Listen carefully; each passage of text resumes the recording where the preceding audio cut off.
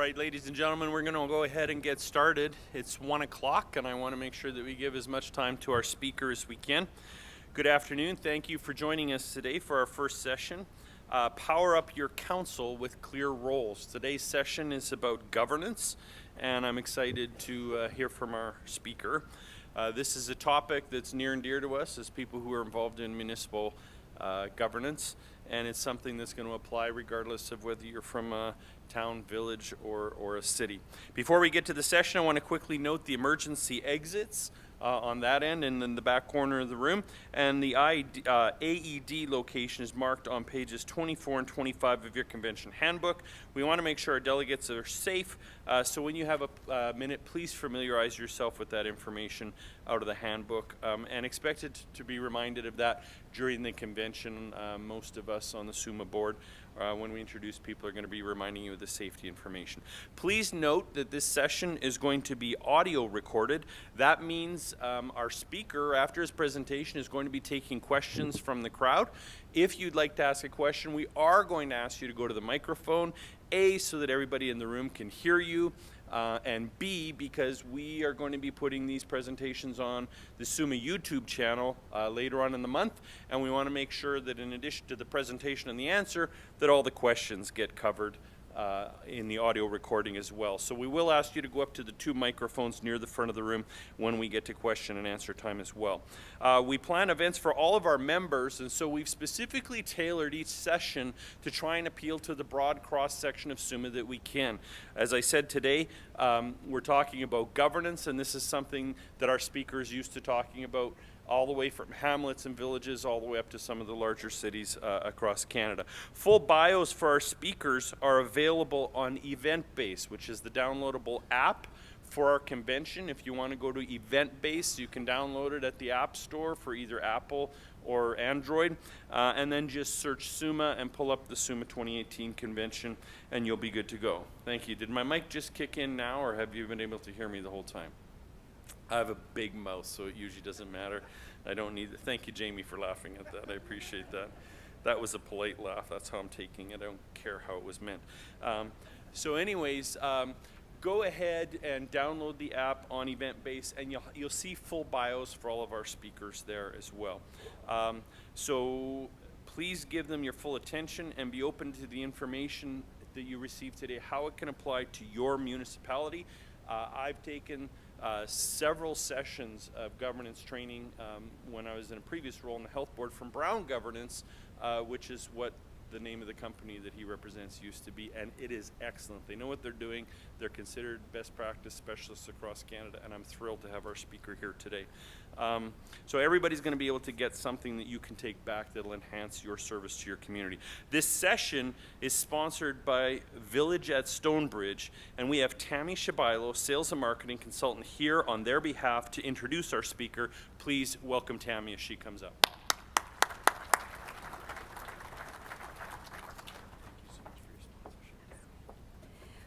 Good afternoon. I'll make this podium look tall. Welcome to your conference. We are delighted to be sponsoring this session for you, and we specifically chose this session. You might wonder what the Village at Stonebridge is, and I'll show you a video in a moment. But more importantly, we are managed by a brand that you all may be familiar with. Luther Care is embarking on new ventures for senior housing in your province. The reason we're here at the conference this week is we'd like all of you, as you look at your roles in governance and how you're handling senior care, to look differently as we have at what the model may be. As you may not know, Luther Care has 6 properties in the province. This is our 7th. We are mostly in Saskatoon. We have one in Estevan and one in Outlook. Most of the senior housing that you're familiar with looks the same as it does throughout the province. Very traditional, not very contemporary, and doesn't address the growing boom of snowbirds that have been traveling down south and aging. This will be something very relevant over the next 10 to 15 years. So the Village at Stonebridge addresses that person who's been able to travel in the wintertime, who's been able to have an active lifestyle that keeps them younger longer, and an active person, which we find makes you a healthier person longer. So with that, I'll leave you with the video. I'm going to be here all week. I don't want to take much time from your speaker, But I did want to challenge you all to think differently about senior care and know that this is what we believe is coming in the coming generations, not only for yourselves, but for your grandparents, for your parents. It's upon us. May I ask you to help me with the video? I'm here for tech support. Yes, my speaker is also my The tech Village support. at Stonebridge is Saskatoon's newest, most innovative retirement community, offering enriched independent living with a variety of beautiful and spacious suites. All the amenities you need and enjoy in life right outside your front door. The Village at Stonebridge brings a unique experience never seen before. Developed with a new generation of retirees in mind, the Village is fully equipped with a bistro, public library, fitness room, movie theater, golf simulator, and leading care services to maintain an independent lifestyle. Move in before April 1st and receive your first month's rent free. A few key messages in there is independent living. More importantly, you will notice it has a public bistro with a full-service bar. It has public amenities like a public library, and I have set brochures throughout the room that will share more about what this concept looks like going forward. Most importantly, when you look at the dynamics of this community, it's meant to keep the public in your life longer, as opposed to you looking at your choice to go into senior housing as the end of your journey. We like to think of it as the beginning of your journey. And with that, I will introduce your wonderful speaker for today. Rob DeRooy is Vice President of Governance and Strategy with Governance Solutions Incorporated. Rob's expertise is in corporate governance, strategic planning, member and stakeholder engagement. He possesses an in-depth knowledge of governance best practices. Please help me welcome your speaker, Rob. Thanks, Andy. So, welcome, everyone. Is this the first session of the? Wow, big crowd. This is going to be fun. Well, we'll try to get you started off with a bang here. We'll talk about governance, because I know that's usually the exciting first step for every group, what they want to do.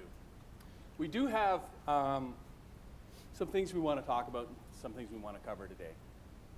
We'll talk about why do councils exist. So, and we'll do that in terms of economics and how do you govern. We'll talk about that in terms of direction and control, which is a concept that came from the Cadbury report in corporate governance, but that holds true for governance across the board. So we'll talk about the why and then the how, and then some tools.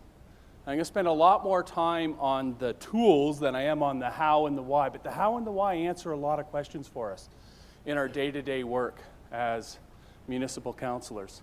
So it's important that we spend some time on that as well. So there will be a set of tools for giving direction and a set of tools for gaining control. And we'll get into more detail on what those things mean. So why do municipalities exist? Well, municipalities, they're not a business, but they are a corporation. So they are corporations created by provincial statute, so you get your jurisdiction, your legal authority from the province, but they're not corporations like others. They're not like IBM. They're not like Apple. We're not here for profit. We are here for the public interest, right? So it's a corporation that exists for the public interest, to deliver public goods. Public goods is another term in economics they use for goods that, in economic terms, aren't controlled by the invisible hand that was described in economics, but things that have a purpose for everyone, things that can be enjoyed by everyone. For instance, a public good, one of the most clear examples of public good is a lighthouse. Once you create that lighthouse and create that good, anyone who needs it for shipping can use it. We can't restrict it in any way. And it's for the good of everyone. So we're here as municipal corporations to deliver public goods, services. So we're here for our communities, and it is about communities.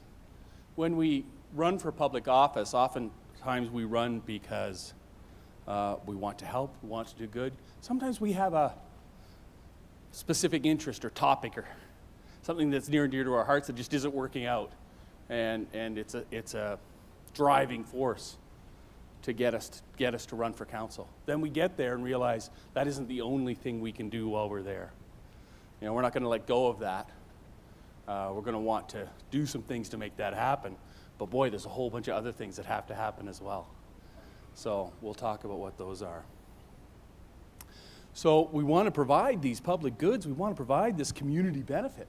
But we have to do it within our budgets. We have to watch our budgets while we do it. And we have to do that by balancing interests, right? Because we do have, in every municipality, a bunch of loud voices that represent a special interest or a minority interest. You're going to hear a lot from them.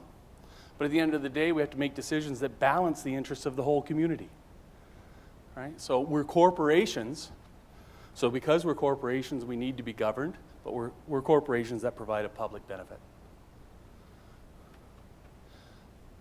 So it's really important, and I've put this idea of governing in red here, right? Councils are the governing bodies of municipalities. That's why this idea of learning about governance is so important. Because governance isn't management. And we need to draw distinctions between managing the municipality and governing the municipality. So let's talk a little bit about the economics behind why councils exist, and that will help us to begin to solve the answer of what governance really is meant to be. So you can see in agency theory, this is cutting edge theory. This agency theory was developed only 500 years ago, so it's really brand new. Okay, so but it's the other way of looking at it is it's the test of time that it's gone through. And in agency theory, they talk about principals and agents. Agents are the people that do the work. Agents are your CAO, your staff, municipal staff. They're the people that have ideas and that use the funds and the monies that are provided in order to produce public goods. Principals are the people that form the organization, that provide the money, that have a use for the public goods. Oh, double-clicked. So principals, by creating the municipality and by providing the funds for the municipality, they do that because we expect the municipality to produce something that we need. We wouldn't create municipalities if they didn't have a use. We wouldn't give money to municipalities if they didn't provide a benefit. So this idea of principles is really important in any type of governance, because they are the people at the end of the day that we must make reasonably happy. If we are to be reelected, if we are to have a successful town, village, right, then we need the community to be happy. Now that doesn't mean we need every single person to be happy, because as we know, that's impossible, right? We have stakeholder outreach, we have communication, and we do that to try to find the best solutions for the most people in most circumstances. Because we can't make every special interest group happy. We can't make every single resident happy, right? And it's not our job to. But it is our job to balance the interests, find a way to create as much benefit as possible for our community within the budget we have. The reason I bring up agents, and I talk about the CAO, and I talk about municipal employees, is that as a council, you kind of sit between the two. So the agents are the people who enact what you tell them to enact. They're the ones who use all that capital at the end of the day. And in economics, there is a tension between principals and agents. Whether it's a community and municipal employees, or it's shareholders and a CEO. Because we need to make sure that what municipal workers and CEOs are doing aligns with what our community wants. Right? So if we think about that just a little closer, and you apply some risk to that, there's lots of different types of risks and categories of risks, but I like to look at it as two main types of risk. There's a risk of doing things wrong, and there's a risk of doing the wrong things, right? So we look at our governing system, and our governing system is going to put in place lots of principles and policies, most of which are there to help us from doing things wrong, right? But as counselors, there's this bigger part that we tend to spend less time on than we should, and that's on, are we doing the right things? Right? It's a less immediate type of risk. And it's a harder risk to gauge and measure. But it's really, if you want a really successful municipality, then we have to do the right things and do them right. Do them in the right way, but we have to do both. So agents usually, because they're doing all the work, they have more information. Is anyone here from a town or a village that's had a CAO that's been in place for 20 years or 15 years? Or senior manager? Yeah. So they know every back channel and backstory and thing that's gone on, and they're there all the time, right? Counselor's not a full-time job. At least most places it's not a full-time job, right? They got a full-time job delivering all these services. So they're going to know at the end of the day more than most counselors are going to know, right? And that's the same in every governance situation we have. CEO spends more time than the board of directors does. So they always know more. So there's always some tension there. So what we need to do as counselors is understand and accept that they know a lot, try not to know more than them, but try to give them direction on what to achieve, not necessarily on how to achieve it. So this agency problem, and the thing we're there to make sure of is that they're using the resources they're given to do the right things. The agency problem, the agency cost is when they use resources to achieve something that doesn't align with what we need to achieve, right? And you can look at that a lot of different ways. Certainly there's the things we always think of is we have to make sure that they aren't padding their expense accounts and all the negative things we can think of. But it could also be that they're spending too much money on legal fees because they're fighting battles that perhaps we shouldn't fight, right? It's making decisions that don't align with the overall needs of the community. So counselors are there to provide direction and oversight on those decisions to make sure they do align with the needs of the community.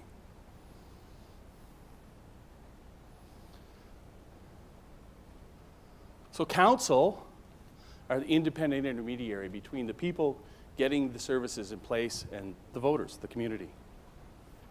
Right? They're the voice. And this is the really important thing. You are the voice of the community to the machinery of government that runs that municipality. Right? And you have the authority, ultimately, and the responsibility to act in the broadest interests of a municipality. Once you become an elected official, once you become a councillor, you are a fiduciary. You have the fiduciary duty to act in the best interests of the municipality. So fiduciary is an old English term. It was originally used to describe someone who looked after the affairs of a person who could not look after their own affairs. So a small child or someone who was mentally incapacitated. So that actually, fiduciary is a really high standard. It's a really high standard that you're there to look after the affairs of someone who cannot look after their own affairs. Like a municipal corporation. A municipality cannot look after its own affairs. It needs fiduciaries in place, and those fiduciaries must look to the best interest of the municipality at the end of the day. And they must not act in their own self-interest. I had a brief conversation with someone before the event, and they were lamenting conflicts of interest and self-interest. And this is not just a common theme in municipal governments. This is a common theme in governance. Right? At Governance Solutions, we work with corporations, we work with cooperatives, we work with governments. We work with all kinds of different entities that provide governance, and we keep hearing about self-interest. We keep seeing self-interest. But as a fiduciary, your legal obligation is to act in the best interest of the community, not your own. So just a little chart, just another way of saying what we're talking about. So if you're a principal, you want the best possible outcomes for the least cost, just as all of us as taxpayers. We want to be taxed as lowly as possible and get everything we want from government. It's like my RRSP. I want to put as little money into it as possible and have a great retirement. Both those things are very difficult to actually envision happening, because at the end of the day, if it were that easy, we would all be counselors, or we'd all be retired, right? In the day-to-day life, along the bottom, we have inputs that go into generating wealth. We have inputs that go into creating public goods and public responses and things that help the community. And we have CAOs and staff that have daily challenges to providing those things, right? Minus 41 wind chill, right? That makes it hard to work on roads. It makes it hard to work outside. It makes it hard to set a budget and say, oh, we're off budget because it was minus 41 for 10 days and we got behind. These things happen. They're the day-to-day things that happen that make it difficult for agents to give principals everything they want. So councils are there to balance the expectations of ratepayers and the community against what we can actually provide. They're there to take direction from their community and give that direction in the form of strategy and policy to staff, and to make sure that the strategic objectives we have and the policies we have align with the needs of the community. They do that, just go back, knowing that there are risks to everything we do, because we can't move forward as a municipality without taking risks, or as councillors without taking risks. We take the risk of getting out of bed every morning and getting in our car and going to work, because we understand what the risks of driving to work are, and we've accepted those risks.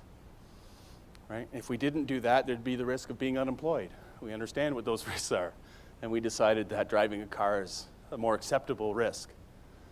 So as counselors, we want to look at risk and say we have to take it. Our job is to make sure we optimize it. So what I mean by optimizing that risk? Well, it's taking the right risks, and then having the right strategies in place to mitigate the risks we take so that we try to minimize them, understanding that there are risks we're going to need to take to move forward. So risk is that bubble around what council does, right? And even the risk of what the community wants versus what you can get, right? Because we can't give them everything they want.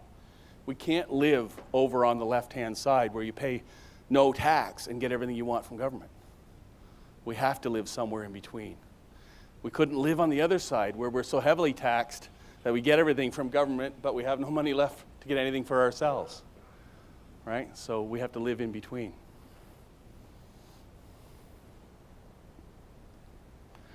So the self-interests of principals and agents are always in tension. So the people that provide the services always have their own self-interest to worry about. They want to get paid. They want to get the best possible wages they can get, right? They want to have their own schedules. They have things for themselves that they need. That's their self-interest.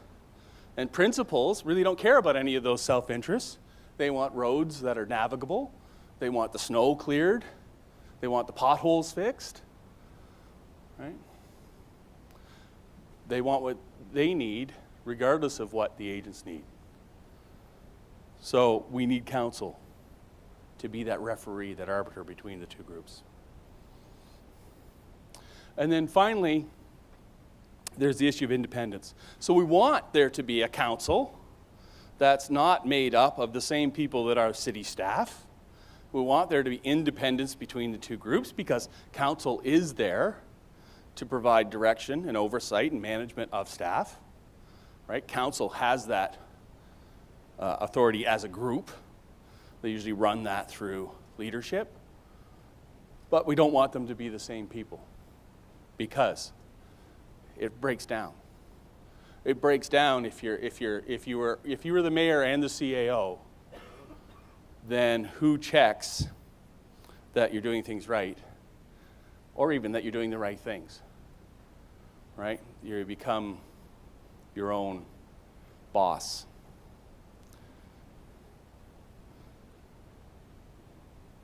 So that's just the economic part, and I went over it, I think, in enough detail, but fairly quickly because I think the tools are more important.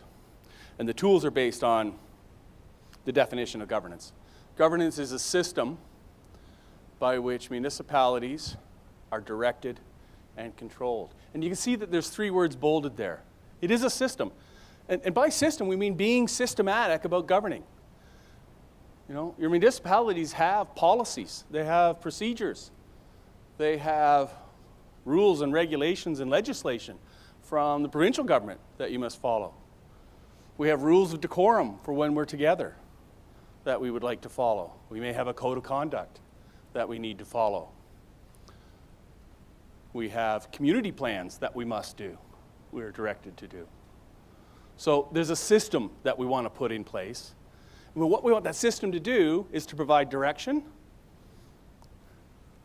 And by direction, we mean long-term vision, visionary direction, strategy, strategic planning, setting goals and objectives for what we want to achieve as a community, being clear on what we want to achieve, right? We spend a lot of time in municipal governments and council meetings dealing with the things that are happening, dealing with the things that are happening now, dealing with issues, a lot of issues-based governance, a lot of direct feedback from our principals that we're spending time on. But this idea of direction is how much time do we spend making sure we're achieving our vision, achieving our goals and objectives, and the big picture items. Right? We spend so much time on the day-to-day minutiae that we forget that we're there to achieve something. That we aren't spending enough time looking down the road going, what does our village look like in 5 years, in 10 years? Right? What does our town need in infrastructure-wise in order to thrive and grow? What's the economy going to be like? Is it a resource-based economy 10 years from now? Is it a service-based economy? Right? What infrastructure do we need? So long-term vision, the long-term achievements we need to make in order to truly thrive. Because we spend all of our time on the day-to-day issues, and every special interest group, and every letter we get, and every communication we get, at the end of our term, we will have achieved very little. We will have achieved managing the day-to-day situation. We will not have moved ourselves towards achieving something great for our community. So that's direction. It's about strategies. It's about long-term thinking. It's also about policy. It's also about putting the systems in place that allow us to control the risks of doing the wrong thing and doing things the right way. Strategy is more about doing the right things. Policy is more about making sure we control risk and do the things right. And then controlled, that's an accounting term. It's in the definition, so I have to use it. But what it really means is gaining confidence that our direction is being followed. Gaining confidence that we're achieving our objectives or moving towards achieving our objectives. That we're creating great leadership. That we're creating a great community. That we're providing for our community what it needs. What the principals in our community need. And that's going to be different from one community to another. If it wasn't, we wouldn't need new municipalities. Right? Some municipalities really value growth. Some municipalities have a strategy towards higher density. Other municipalities don't want growth. They don't want higher density. Right? And those communities will tell you that. And what's in their best interests. And those two very different views of what your municipality should look like create completely different strategies on how you achieve and create benefit for the people within the municipality. So control just means gaining confidence that those things are happening, that you're moving towards them, that you're doing things right, and that you're doing the right things. And when we talk about tools to give direction and tools to gain confidence that it's happening. So directions being the rudder of the ship, right, of the corporation that is the municipality, matching the needs of the community to the best ideas of agents, to the best ideas of councillors, right? Matching the needs to the ideas. So reasonable assurance is another way to say gaining confidence. And we do that by following the resources. Follow the money, right? Follow the money, follow the resources, make sure they're being used that in a way that lead to our goals and objectives. Right? So we have a lot of discussions about budget at council, right? And how can we best use our budget, and how can we get more budget, or is there some way we can do everything we want to do within this budget? And we really need to start that conversation to move more towards, does this budget resource the things we need to do to reach our vision, to reach our goals, to reach that direction, that long-term best outcome for our community? Does this budget resource that? Right? Or, in some cases, is this budget putting resources towards something that isn't aligned to our goals and objectives, that isn't aligned to our strategy? That's that idea of agency costs, where we've budgeted to do things and we're going to spend money and resources doing things that don't meet our vision, that don't help us achieve on a grander scale. So, following that, financial statements and budgets are very important for us to gain confidence. But they're also very important for us to give direction. When we're approving a budget, we're not just approving the bottom line, right? We're approving that the resources you've been given are being used towards the right purposes, to do the right things.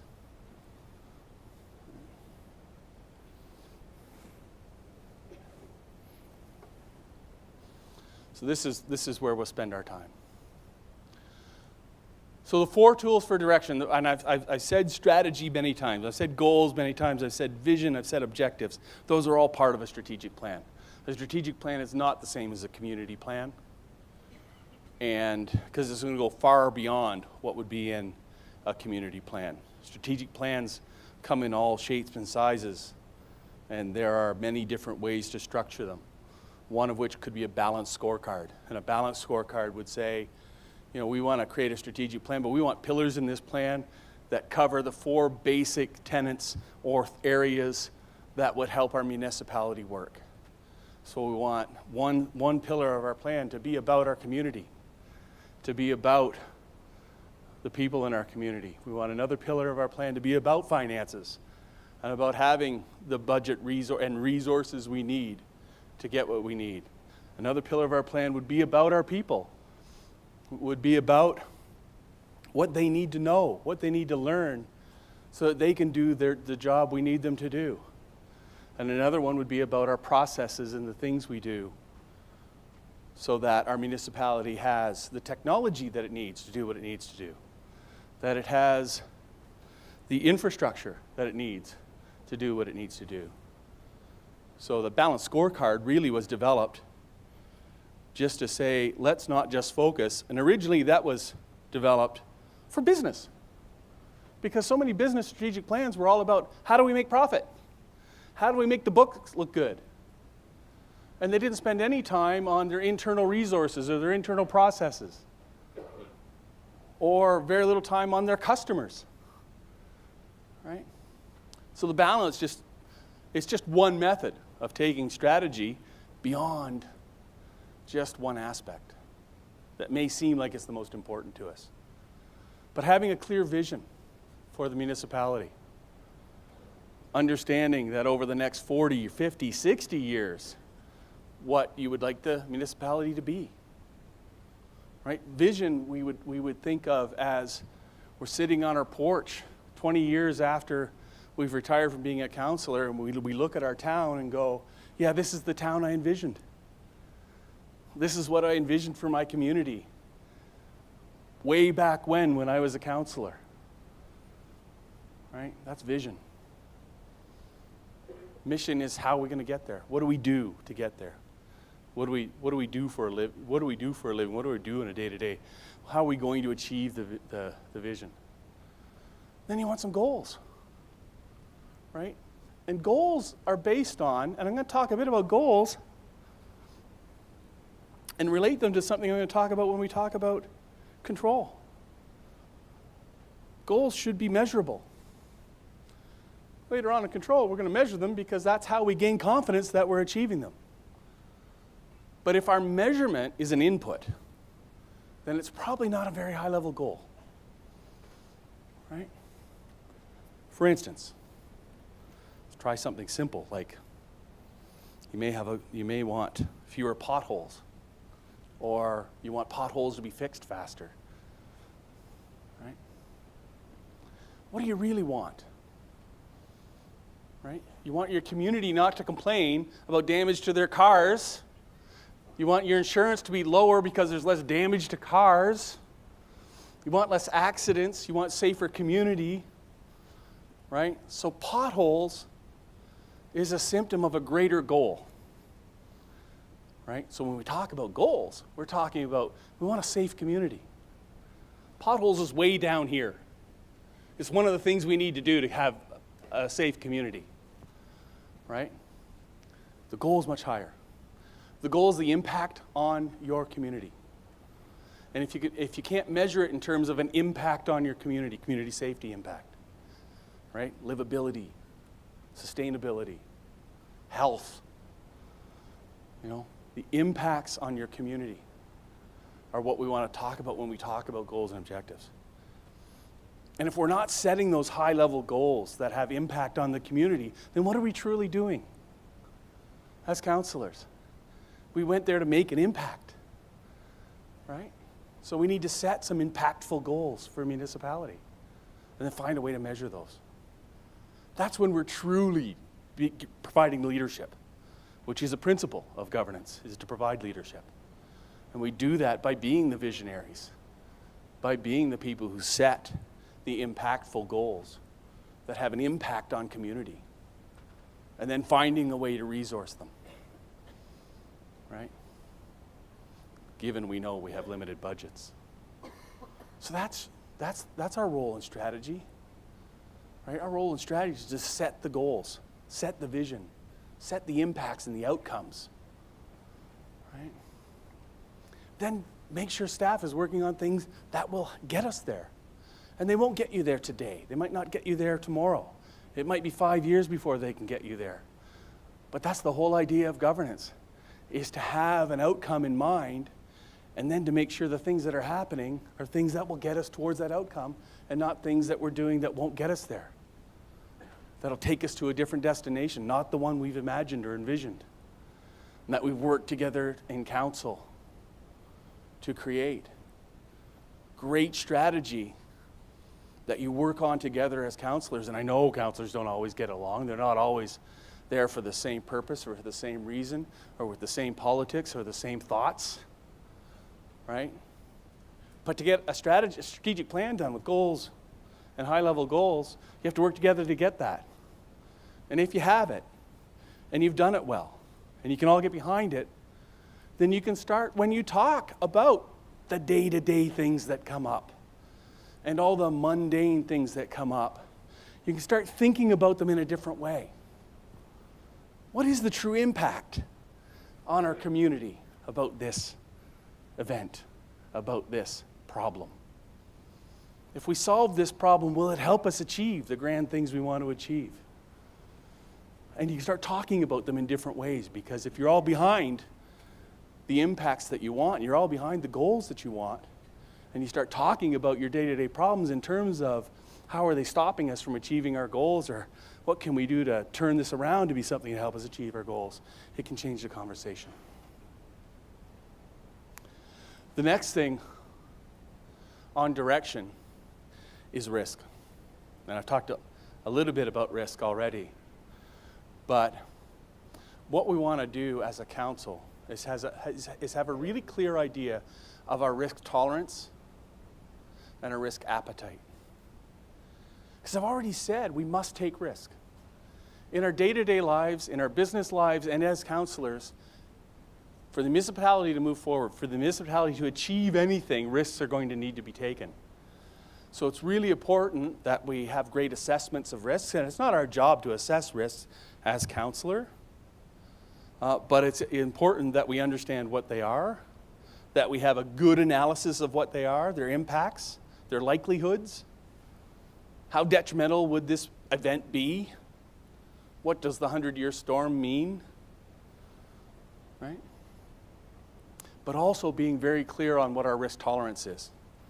So risk tolerance and appetite is best described as, in most cases where I see this best described is if we have investment policies. Right? Because an investment policy is really a statement of our tolerance for risk.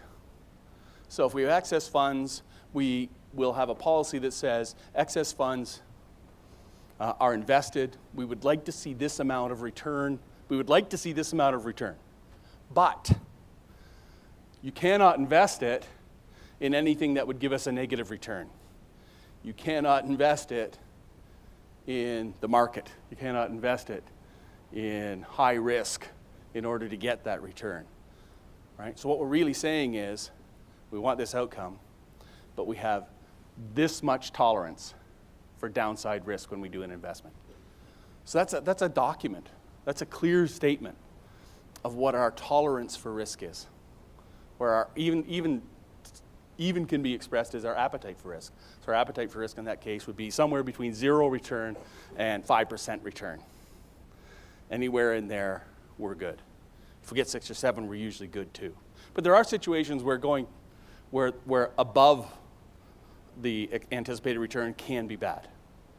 There could be instances where we don't have the infrastructure or the capital or finance to grow something beyond a certain level. So that can go in both directions. But it's understanding that we have a tolerance, understanding that we have an appetite for risk, and being explicit with staff about what that is. We also talk about that in lots of policies. Policy is something we put in place to control risks a lot of the time, right? We have policies regarding sexual harassment in the workplace. We have policies about absenteeism. We have all these policies are to control risks, right? They're a way of controlling and mitigating risks that exist in our organizations, in our municipalities.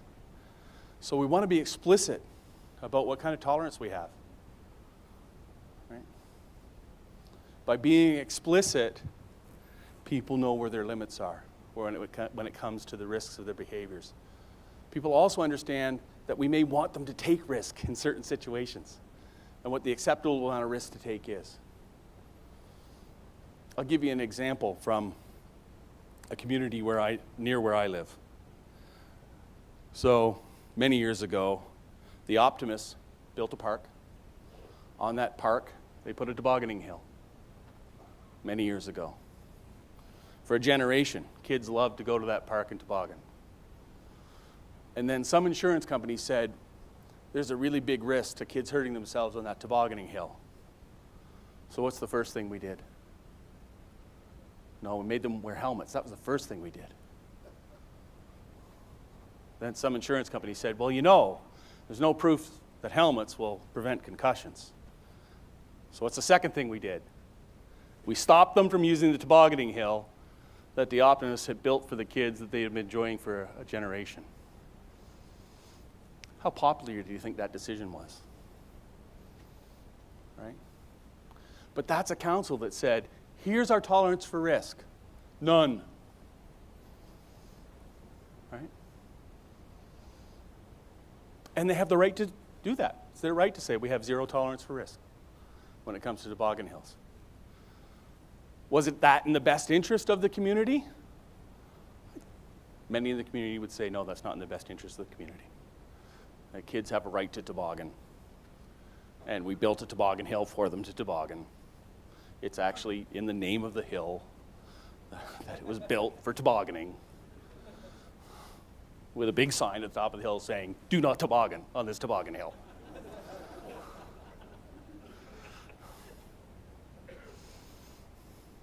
Risks are going to be taken. We have to balance the risks. We have to be clear about our tolerance for risks. Tolerance for risks change over time is really the moral of that story. But we have to be sure that we're optimizing them, not eliminating them, right? Because the only way to eliminate risk is to not toboggan. I'd rather toboggan. Right? The next area is policy and procedure and all the other boring stuff that goes with that. And the reams of paperwork when you're first elected as a councillor that you should read and understand that most of you don't. Same as any board you go on, there's a board book. Some boards don't even let you know they have it. Some will hand you the 4-inch binder. And you go, "Yeah, I'll read that before the first meeting." Sure, I will. But the things that are in there, those policies and procedures, were all written to give direction. They were all written to find a way to coexist in this artificial situation where people of different backgrounds with different ideologies, different special interests, need to get in a room and work together in the best interest of the whole community. So, we have policies around how we act together in a civilized council meeting. And for those of you who've been in council meetings that aren't so civilized, right, and sometimes that goes on for the whole term, those councils don't get anything done. So it's not just the uncomfortableness and the way it looks to the outside world, you also don't achieve, right? It's okay to have different opinions. It's okay to have different desires for the community. But at the end of the day, we work those out by talking about them, by having a dialogue about them, by being able to understand that the other person feels that way for a reason, and trying to figure out if that reason can make any sense to you. And if both people in a dialogue try to actually listen to the other person, you might find common ground. Right? So we have policy and procedure in place to allow us to have dialogue instead of just debate or rancor. We have policy and procedure in place to make sure we have the behaviors we want to mitigate risk and to mitigate downside effects. We have code of conducts. We have councillor code of conducts. Right? Not all of you will have that, but some will. We have the procedures for how we act at meetings. We have policy in place for what we can and can't do. They were all developed to solve problems along the way. And they're a boring read. But if you understand them or know where to get them, or are ever wondering what's going on about something, read them. Right? They'll give you some direction.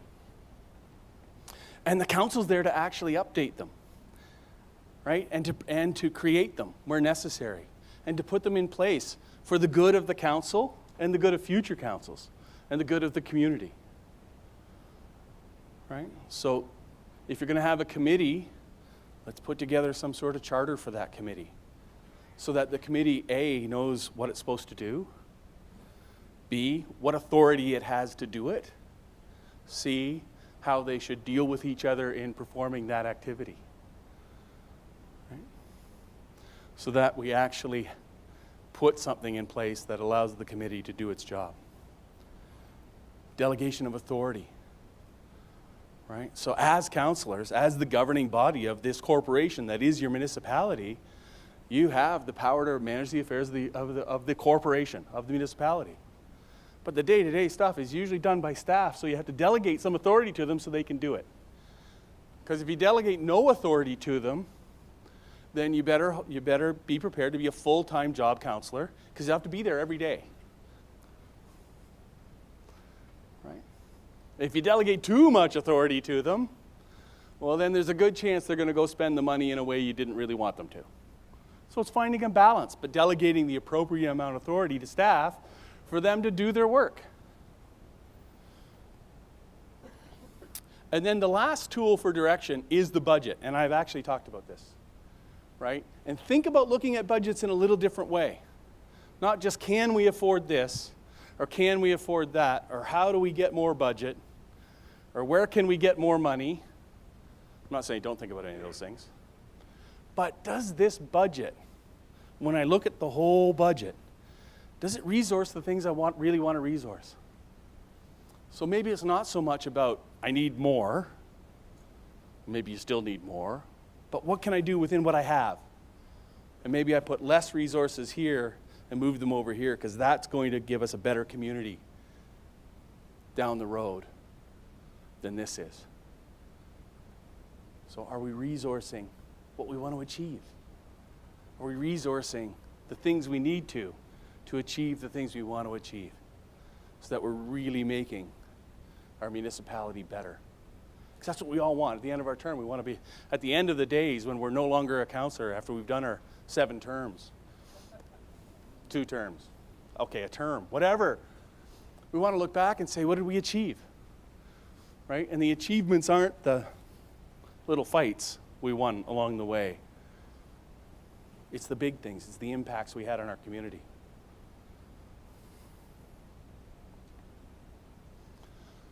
So if we've got these tools to help give direction, well, in order to gain confidence that those things are happening, we need some tools that will allow us to provide control for the organization.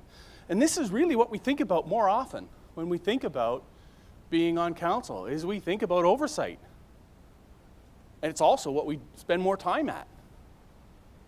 Even though, without the direction, what are we providing oversight of, other than the minutia? So, if we're going to have a strategic plan, and we're going to have a community plan, we're going to have a business plan, we're going to need some annual reporting. We're going to need some regular reporting. That comes back to us to allow us to understand, are we on budget? Are the resources we're putting into budget being spent where they said they were going to be spent? Are we achieving what we need to achieve through that? Financially speaking, are we on track? Then we want a performance dashboard. And this is where I want to spend more time than I do on financials, because this is the stuff around strategy that's so important. And I've talked a little bit about the idea of measuring the impact of what we're doing, right? So there's lots of things we can measure. And what we tend to measure are inputs and outputs, right? How many people voted? How many potholes did we fill? Right? How many widgets did we make? How many of this? How many of that? Those are just outputs or inputs into the system. So if we say we fixed 10,000 potholes, that sounds great, unless you had 20,000 potholes to fix. And it may be a great measure if someone's complaining about potholes, and you say, well, we fixed 10,000 potholes. Right? But it doesn't really tell us if we're doing the right things. It just tells us that we're doing things. Right? So inputs and outputs are much easier to measure than outcomes. Right? So you take those 10,000 potholes and maybe you bring that up a level and say we fixed 98% of potholes within a 2-week span of being notified of them. So that's more of an outcome than just an output. Right? But to truly get up to where we need to be from a strategic standpoint is that those potholes just become part of the 20 other things or 50 other things that are involved in providing safe roads and reducing accidents. having safe communities. Because that's the real impact, is safer roads, safer communities, fewer insurance claims, right? The impact is, how does the community better off because we fixed 10,000 potholes? And find a way to measure that, and it's always harder. And because it's always harder to measure, we tend to not measure it as often. But the only way truly for us to know if we're achieving what we want to achieve is to find measurements that are measurements of the impact we have. How satisfied. You know, one thing about being a counselor is you get a measurement every 4 years. Right? You get an impact measurement every 4 years. And they'll tell you whether you had any impact on the community or not. But preferably we find some way to measure in between those 4 years so you have some inclination in year 4 of how your standing maybe should be, right? And whether we're really doing the right things to get there. And then council and CAO evaluations. So evaluating ourselves. Now this is a tough one, right? Evaluating the CEO is an easy one, I think. How many here evaluate your CAO annually? Or your senior leadership? That's pretty good. You'd be surprised at how many don't. Or they say they do it annually, but maybe it's actually every couple of years. How many of you have goals and objectives set at the beginning of the year for your CAO that you then evaluate them against? Well, a lot less hands just went up. So how many of you have a CAO who knows what success looks like so that when they're evaluated at the end of the year, they don't get a big surprise, right? So evaluation's a year-long thing. It's setting your goals and objectives for the organization, then saying to the CEO, here are our goals and objectives, and here's your part in that, and this is what we would like to see happen based on your actions. And if those things happen, then we're going to be happy. If those things don't happen, we're not going to be happy. Oh, and by the way, we're going to measure them throughout the year. So you'll know if we're happy or unhappy all through the year. At the end of the year, you'll get a formal evaluation, but you probably should know what's coming, right? CAOs don't like surprises. They're not quite as bad as politicians.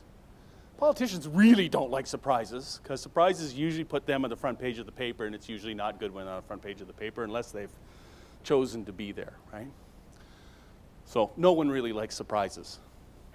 So if we're doing annual evaluations of the CEO, it should be a year-long cycle. And that's how we get things done. That's how we reach our goals and objectives, by having them clarified and then making sure the people who are going to get you there know they're there and what their part in that is. Council evaluation. So in corporate governance, in the business world, it's absolutely best practice to do an annual evaluation of your board, which they basically do their own evaluation. That becomes more problematic when you're elected onto council. But it doesn't mean you can't do it. And you just have to be more careful in choosing the tools you use to do that with. And you can do that very informally, right? You can simply ask, are we working effectively together? Right? Or you can get more complex and say, here's all the things that we're supposed to do. Did we do them all? Did we do them all well? Right? So keep that evaluation to the entirety of the council, not the individual members of the council. In the corporate world, they would absolutely be doing effectiveness checks on each and every corporate director. And in the real corporate world, their term's 1 year. And they don't have that vote thing comes back to them. They just are told at the end of the 1 year, you didn't do so well. Thanks for your service. We're going to get somebody else. Right? But in the political world, that evaluation is done by voters. So we less often do evaluations of individual councillors and how they contributed. But that doesn't mean we can't do the evaluation of the whole council together and how it did. And the only reason we do that is to see if we can continuously improve and find a way to do it better next year. right? We don't do it as a compliance issue. We don't do it because someone said it's a best practice. The only reason to do an evaluation of a CAO or a council is to find a way for them to be better the next year. So if you do those evaluations, there should be some sort of work plan that comes out of it, some sort of recommendations come out of it, and how we do it better. And then finally, how are we doing compared to budget? We spend a lot of time on that, right? But that's how we gain confidence that we are going in the right direction. That's how we gain confidence that things are happening the way they're supposed to happen. Gaining confidence is what we talk about in control when we talk about what governance systems are there to do.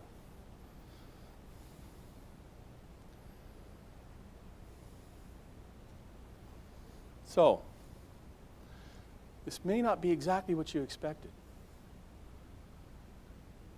but we're talking about why council exists, the big picture. We're talking about what governance really means. Big picture. That doesn't mean we don't understand that you're going to have special interests and Sally with the pothole problem calling you and day-to-day issues that are going to come up and problems with other councillors. But it does mean that you're there to make a difference. And that to make a difference for the whole community, we need to start thinking bigger, thinking strategically, setting goals for our municipalities, for our towns, for our villages, having vision.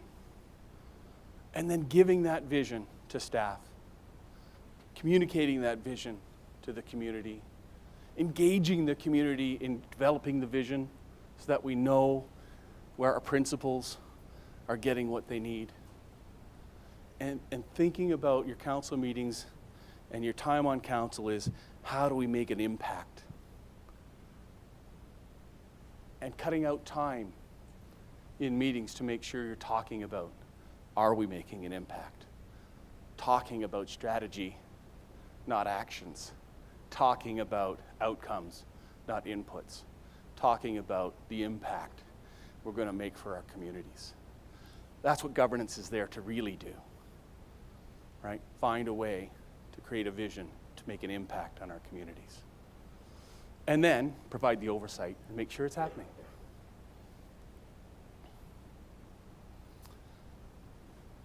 We have time for questions.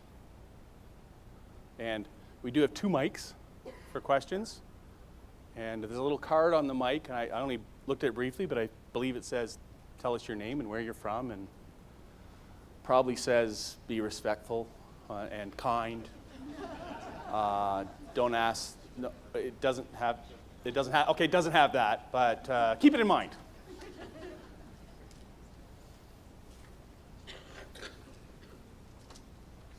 Any questions?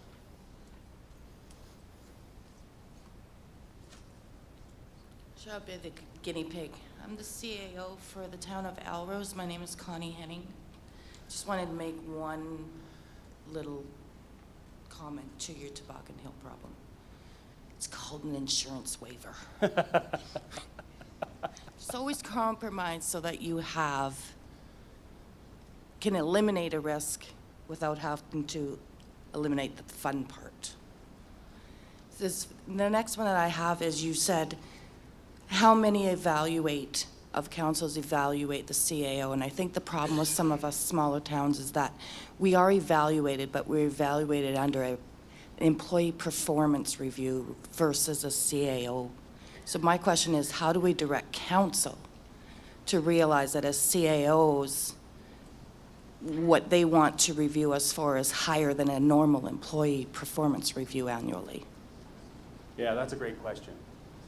Yeah, so CAO is the leader of the municipalities group of agents. So in a leadership role, for most people in an evaluation, if you've got a lower level job, you've got a job description that says this is what you do, right? For a leader, you've got a job description that says this is what you do. then you've got another column over here, which is just as big as this is what you achieve. Right? So if we evaluate a leader in the same way as an employee, we don't evaluate against or provide any anticipation of achievements. Right? They're not there just to push the paperwork across the desk. They're not there just to make sure the bills are paid and the budget's allocated, right? They're there to make sure your vision comes true. They're there to lead their people and influence people to allow you to make an impact. So that evaluation of a CEO needs to include, this is what we anticipate you will achieve. Those achievements lead us to our strategy and our goals and our objectives and the things we wish to have happen in our community. And we have normal measurement and feedback on that. Right? And we talk about it at the beginning of the year because there's no point telling someone at the end of the year, oh yeah, we wanted you to achieve this. Why didn't you? Because I didn't know you wanted me to do that. Right? So having goals that are the achievements of the municipality are really important for a CAO. Really important for them to understand that so they can lead people in the right direction, influence people in the right direction to achieve them. That was a great question, and thank you for being the guinea pig. And I'll talk to council when I go back about that. I'm sure they know that.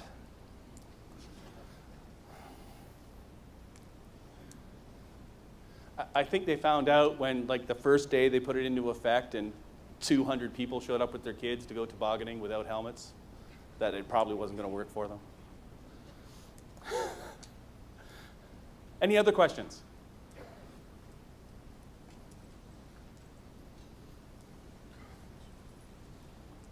Good afternoon. I'm Dave Summers, Mayor of Bradiston, Saskatchewan. My question is how do we as a council, we went from a situation, our administrator retired.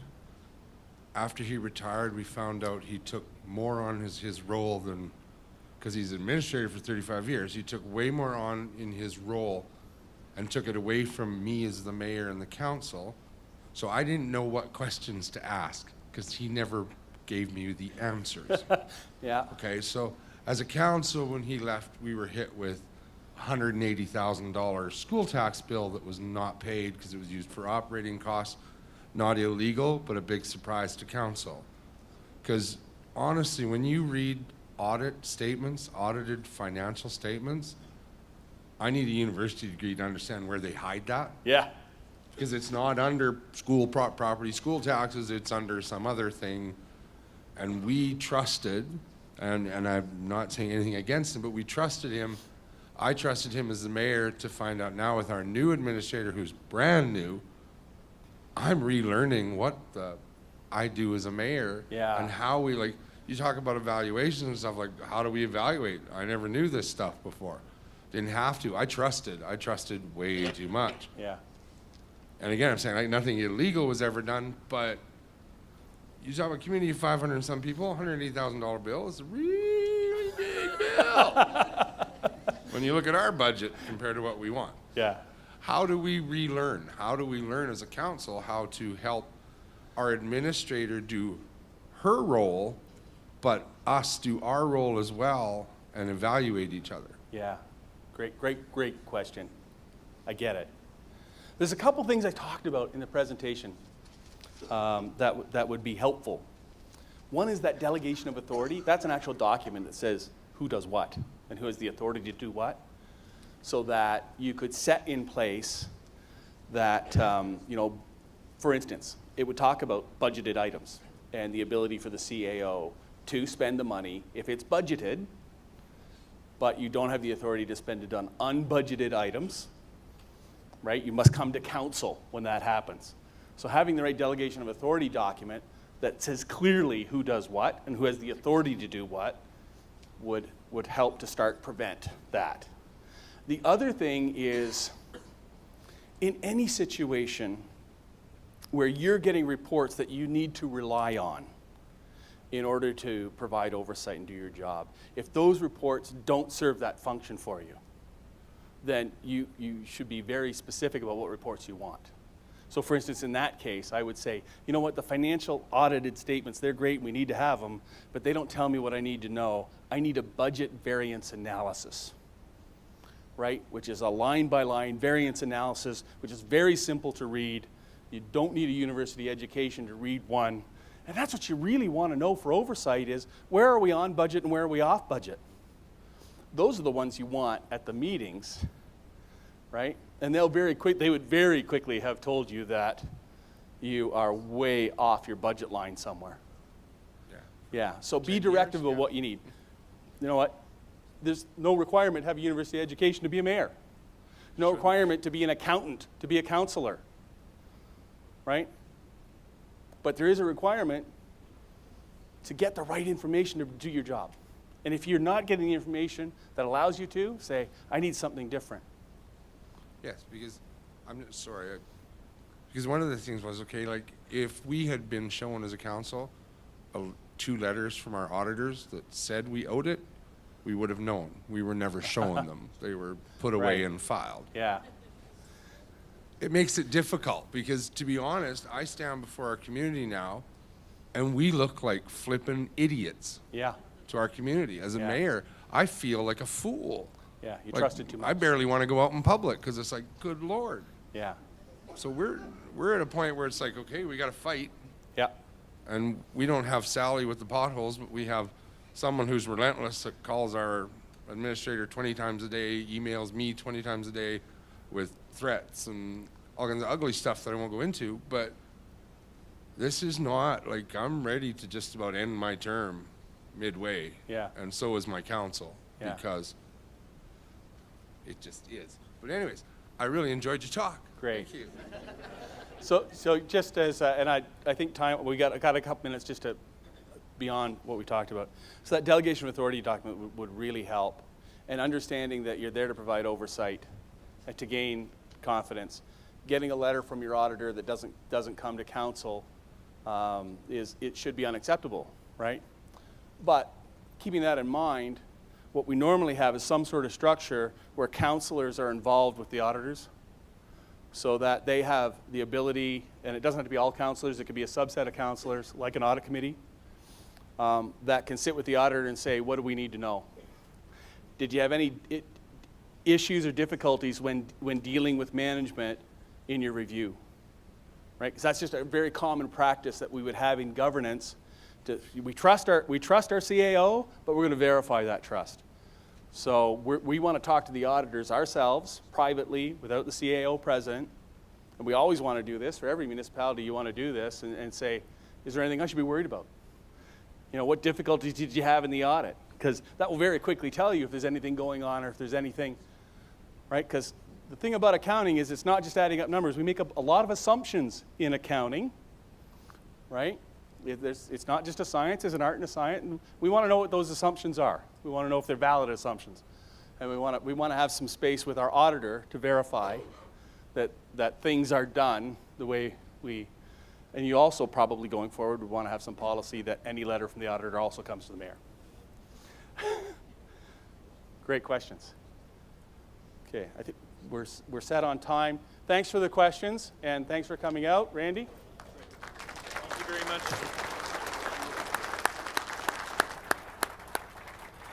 Thank you very much, Rob. That was a excellent overview of governance from a high level as what we are responsible for and why.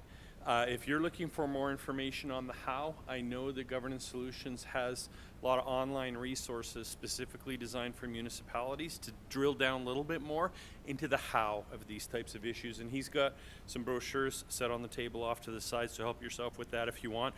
I want to thank you again. I also want to thank Tammy Shabilo with the Village at Stonebridge for sponsoring this event. Just so you folks know, we have a lot of events sponsored when we're at SUMA. The benefit of that is we can pay to bring in guest speakers that are best in class at what they do to help educate us for the education sessions, and it also helps keep your registration fees and your SUMA annual registration fee low. And so let's give one more round of appreciation for the Village of Stonebridge. Thank you so much for sponsoring this. There's now going to be a break until 2:45, and that's sponsored by 13 Ways. Help yourself to some refreshments, and the next education sessions will start in all the meeting rooms at 2:45. Thank you so much.